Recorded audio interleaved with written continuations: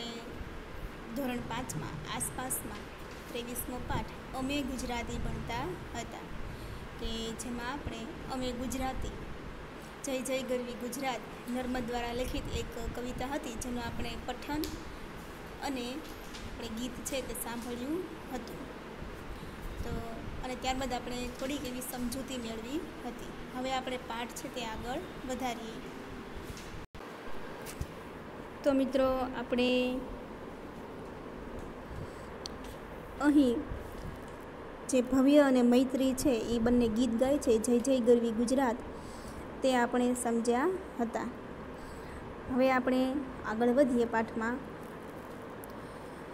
ગીત પૂરું થતાં જ સૌ મિત્રો તાળીઓ વગાડતા વગાડતા ભવ્યને મળવા તેના રૂમમાં ગયા. ત્યાં ભવ્યની સાથે તેની બહેન મૈત્રી, ભવ્યના કાકા અને મામા બેઠા હતા. ભવ્યના કાકા હાર્મોનિયમ અને મામા તબલા વગાડવામાં નિપુણ હતા.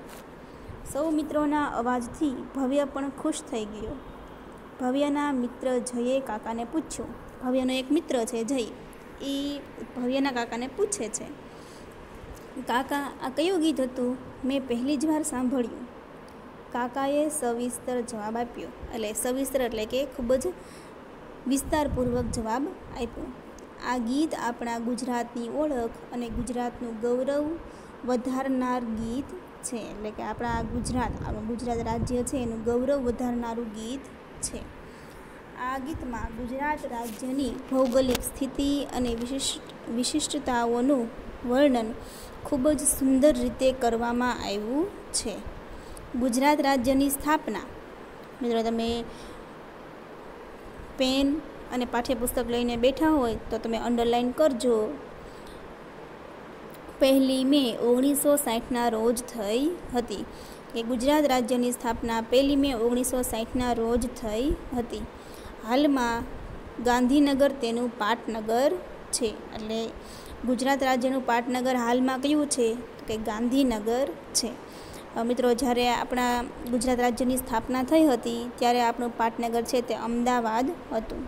પછી 1971થી આપણું પાટનગર છે તે ગાંધીનગર છે, કારણ કે તે સમયે ગાંધીનગર જિલ્લો હતો નહીં. 1964માં ગાંધીનગર જિલ્લાની સ્થાપના થઈ હતી. કવિ નર્મદ દ્વારા આ ગીતની રચના કરવામાં આવી છે. જય જય ગરવી ગુજરાત એ ગીતની રચના કોણે કરેલી છે? તો કવિ નર્મદ દ્વારા કરવામાં આવેલી છે. ભવ્ય તેની શાળામાં ગુજરાત રાજ્યના સ્થાપના દિન નિમિત્તે આ ગીત ગાવાનો છે અને તેની તૈયારી કરતા હતા. તો બાળકો છે તેની તૈયારી કરતા હતા. અહીં તમે ગુજરાત રાજ્યનો નકશો જોઈ શકો છો. આપણા ગુજરાતનો નકશો તમે જોઈ શકો છો, કે જેની અંદર આપણને 33 જિલ્લાઓ દર્શાવેલા છે. દેવ બોલ્યો, હા કાકા, અમને પણ શીખવવામાં આવ્યું છે કે આપણું ગુજરાત આશરે 1600 કિલોમીટર જેટલો સૌથી લાંબો દરિયા કિનારો ધરાવતું રાજ્ય છે. એટલે સૌથી વધુ એટલે મિત્રો કોની વાત કરી છે? તો આપણા ભારત દેશની વાત કરી છે. આપણા ભારત દેશની અંદર જે 28 રાજ્યો આવેલા છે, તો એ બધા રાજ્યોમાંથી જે દરિયા સીમાએ ધરાવતા રાજ્યો છે એમાં આપણા ગુજરાતનો સમાવેશ થાય છે. અને દરિયાઈ સીમા ધરાવતા રાજ્યો પૈકી આપણા ગુજરાતનો છે તે 1600 કિલોમીટર જેટલો સૌથી લાંબો દરિયો કિનારો ધરાવે છે. આથી કીધું છે કે સૌથી લાંબો દરિયા કિનારો ધરાવતું રાજ્ય ગુજરાત છે. ગુજરાતના 15 જિલ્લાઓને દરિયાની સીમા અડે છે. અહીં મિત્રો તમે શરૂઆત કરો કે કયા કયા જિલ્લા છે કે જેને દરિયો છે તે અડે છે. સીમા એટલે કે હદ, સરહદ જેને અડતી હોય તે. તો આપણે અહીંથી શરૂઆત કરીએ તો સૌથી પહેલો જિલ્લો આવશે કચ્છ. આપણે મિત્રો ક્રમ પણ આપતા જઈએ. કચ્છ 1, ત્યારબાદ મોરબી 2, જામનગર 3, દેવભૂમિ દ્વારકા 4, પોરબંદર 5, જુનાગઢ 6, ગીર સોમનાથ 7, અમરેલી 8, ભાવનગર 9, ત્યારબાદ અમદાવાદ 10, આણંદ 11, ભરૂચ 12, સુરત 13, નવસારી 14 અને વલસાડ 15. તો આવી રીતે આપણે જોઈ શકીએ કે ગુજરાતના 15 જિલ્લાઓને દરિયાઈ સીમા અડે છે. આપણું ગુજરાત રાજ્ય વિસ્તારની દૃષ્ટિએ દેશમાં 6ઠું અને વસતીમાં 9મા ક્રમનું મોટું રાજ્ય છે. પરંતુ મિત્રો, આમાં દર્શાવ્યું છે તે વાત સાચી જ છે, કારણ કે આ પાઠ્યપુસ્તક 2016માં બનેલું હતું, બરાબર. અને તમે સૌ જાણો છો કે જમ્મુ કાશ્મીર છે તે હાલમાં કેન્દ્ર શાસિત પ્રદેશ બન્યો છે, બરાબર.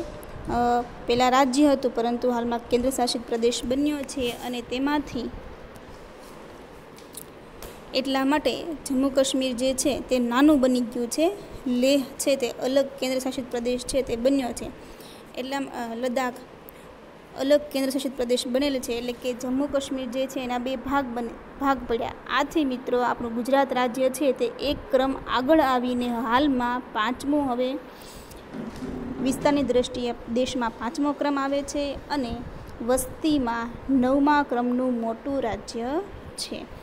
અને જો તમને પરીક્ષામાં પૂછાય તો તમારે તો 6ઠું જ દર્શાવવાનું છે, કારણ કે ઓપ્શનમાં 6ઠું હોય તો 6ઠું જ દર્શાવવાનું છે, પરંતુ જો 5મું હોય તો 5મું દર્શાવવાનું રહેશે. હવે આપણે આગળ જોઈએ કે વસ્તીમાં 9મા ક્રમનું મોટું રાજ્ય છે. ગુજરાતનું ક્ષેત્રફળ 1,96,024 ચોરસ કિલોમીટર ભારતના કુલ વિસ્તારના 5.97% છે. એટલે ભારતનો કુલ વિસ્તાર આપણે 100% ગણીએ દરેક રાજ્ય દીઠ, તો એમાંથી 5.97% એટલું જે વિસ્તાર છે તે ગુજરાત રાજ્ય રોકે છે. શિવે વાત આગળ વધારતા કહ્યું, ગુજરાતના ઉત્તર ભાગમાંથી કર્કવૃત પસાર થાય છે.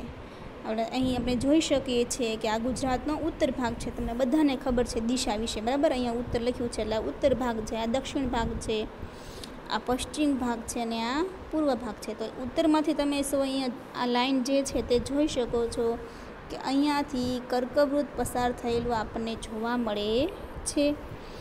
ભવ્યથી બોલ્યા વગર ન રહેવાયું. તેણે કહ્યું, ગુજરાત રાજ્યની જમીન સીમા પડોશી દેશ પાકિસ્તાન સાથે અને ભારતના 3 રાજ્યો, અહીં તમે 3 રાજ્યો જોઈ શકો છો. કયા કયા?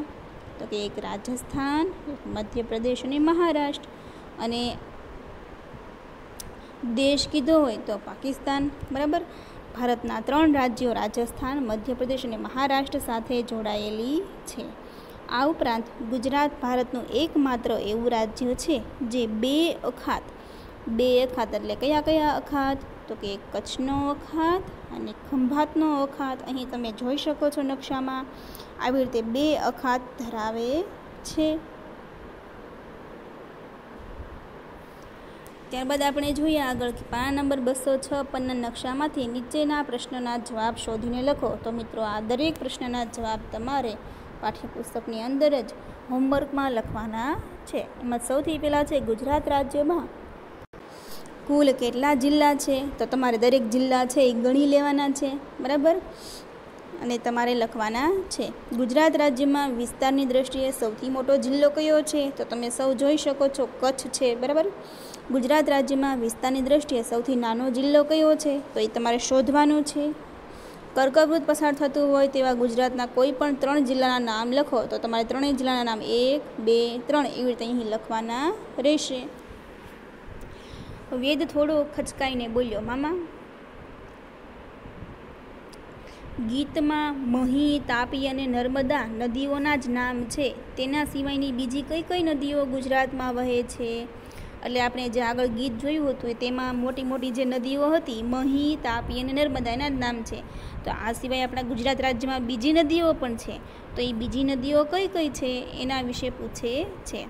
મામાએ ખોખારો ખાધો અને કહ્યું, ગીતમાં કેટલીક નદીઓના જ નામ છે, પણ આ સિવાય સાબરમતી, બનાસ, શેત્રુંજી, ભોગાવો, મચ્છુ, ઘેલો, પૂર્ણા નદી, વિશ્વામિત્રી નદી વગેરે જેવી નદીઓ ગુજરાતમાં વહે છે.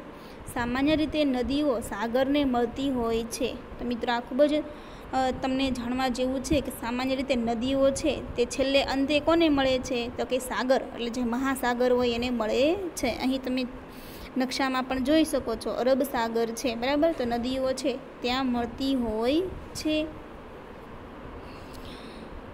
પરંતુ કેટલીક નદીઓ સાગરને મળવાને બદલે રણમાં જ સમાઈ જાય છે. તેથી આવી નદીઓને અતસ્થ નદીઓ અથવા કુંવારિકાઓ કહેવામાં આવે છે. એટલે કે જે નદીઓ સાગરને મળતી નથી પરંતુ ક્યાં સમાઈ જાય છે, તો કે રણમાં સમાઈ જાય છે. આથી આવી નદીઓને કેવી નદીઓ કહેવાય છે? અતઃસ્થ નદી અથવા કુંવારિકાઓ કહેવાય છે. પ્રેમ બોલ્યો, હું જ્યારે સ્ટેચ્યુ ઓફ યુનિટી જોવા ગયો હતો ત્યારે મેં નર્મદા નદી પર બાંધવામાં આવેલ સરદાર સરોવર બંધની મુલાકાત લીધી હતી, જે રાજ્યની મહત્ત્વની સિંચાઈ યોજના છે. એટલે કે પ્રેમ કહે છે કે હું જ્યારે સ્ટેચ્યુ ઓફ યુનિટી જોવા ગયો હતો, કઈ નદી પાસે બાંધવામાં આવેલું છે એ અહીં જણાવ્યું છે કે નર્મદા નદી પાસે બનાવવામાં આવેલ છે. અને ત્યાં જે સરોવર છે, નર્મદા નદી ઉપર જે બંધ બાંધવામાં આવ્યો છે એનું નામ શું છે? એનું નામ સરદાર સરોવર બંધ છે. અને આપણા ગુજરાત રાજ્યની મહત્ત્વની સિંચાઈ યોજના કઈ છે? તો સરદાર સરોવર બંધ છે. કાકા બોલ્યા, શાબાશ. આ ઉપરાંત તાપી, મહી, સાબરમતી વગેરે નદીઓ પર પણ બંધ બાંધવામાં આવ્યા છે. અહીં વાત કરી છે મિત્રો બંધની, તો તમે બંધ જોયો હશે, બરાબર. ઉદાહરણ તરીકે કોઈ નદી છે તે વહીને જતી હોય તો એનું પાણી રોકવા માટે એની આડો જે બંધ બાંધી દેવામાં આવે છે, બરાબર, એને બંધ કહેવાય છે. કે જેથી આ જેટલું પાણી છે તે બધું છે અહીં સંગ્રહ થઈ રહે અને ઉનાળા દરમિયાન પછી ખેતી માટે, પીવા માટે, સિંચાઈ માટે બધામાં પાણી છે એનો ઉપયોગ કરી શકાય. તો આવી રીતે જે આડો જે બંધ બાંધી દેવામાં આવે છે એને બંધ કહેવાય છે.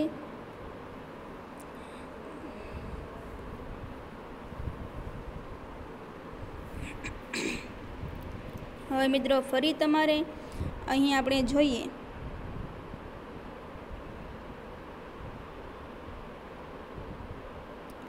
નકશો તમારે વ્યવસ્થિત તમારા પાઠ્યપુસ્તકમાં જોવાનો છે. અહીં જો વાત કરી છે કે ઘણી બધી નદીઓ છે કે જેની ઉપર છે બંધ બાંધી દેવામાં આવેલા છે. તો અહીં આપણે સૌથી નીચેથી જોઈએ તો અહીં આવે છે તાપી નદી. તો અહીં તમે જોઈ શકો છો કે તાપી નદી ઉપર બે બંધ બાંધેલા છે. એક છે ઉકાવ અને એક છે કાકરાપાર, બરાબર. પછી ત્યારબાદ આપણે આગળ વધીએ તો અહીં નર્મદા નદી ઉપર તમે બંધ જોઈ શકો છો. નવા ગામમાં બંધ બાંધવામાં આવ્યો છે જેનું નામ શું પાડવામાં આવ્યું છે? સરદાર સરોવર યોજના. ત્યારબાદ તમે અહીં જોઈ શકો છો કે મહી નદી છે, અહીંયાથી મહી નદી છે તે વહીને જઈ રહી છે. તો આ મહી નદી ઉપર પણ વણાક બોરી અને કડાણા એવા બે બંધ બાંધવામાં આવેલા છે.